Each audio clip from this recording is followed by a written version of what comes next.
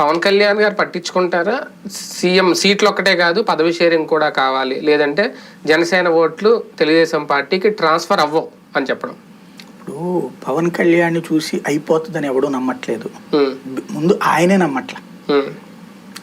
నమ్మట్లేదు కాబట్టి తెలుగుదేశం వెంట తిరుగుతున్నాడు. ఆయన కాపులు ఓట్లని తనకే వస్తాయి అనుకుంటే ఆయన ఎందుకు తిరుగుతాడు? ఆయనే 10 సీట్లు కొట్టేస్తాడు. ట్రాన్స్ఫర్ అవ్వకపోతే టీడీపీ కూడా ప్రయోజనం ఉండదు కదా పొత్తు పెట్టుకుని. అదే అందుకే వాళ్ళ దగ్గర నుంచి ఈయన ప్రయోజనం పొందాలనుకున్నాడు, ఈయన ద్వారా వాళ్ళు ప్రయోజనం పొందాలనుకున్నారు. ఇద్దరం కలిస్తే ఏదో ఒక విధంగా వస్తాయిలే అనేది వాళ్ళ ఉద్దేశం. ఇద్దరం కలిస్తే వాళ్ళ నుంచైనా మనకు కొన్ని వస్తాయి కాబట్టి మనోళ్ళు కూడా కొంత వేస్తారులని వీళ్ళ ఉద్దేశం. అంటే ఎందుకు అంటే గతంలో భారతీయ జనతా పార్టీ తెలుగుదేశం పొత్తుని నమ్మి జనం ఓట్లేశారు కాబట్టి అట్లాంటిదే తమిద్దరి బంధం అని ఈయన ఫీల్ అవుతున్నాడు.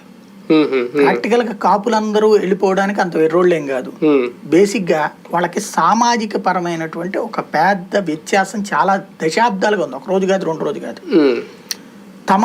తమని వెంట పెట్టుకుని చివరికి వాడుకుంటారు, కరివేపాకులా తీసేస్తారు అన్నటువంటి కమ సామాజిక వర్గం మీద కాపులకు ఉన్నటువంటి ఒక అసంతృప్తి.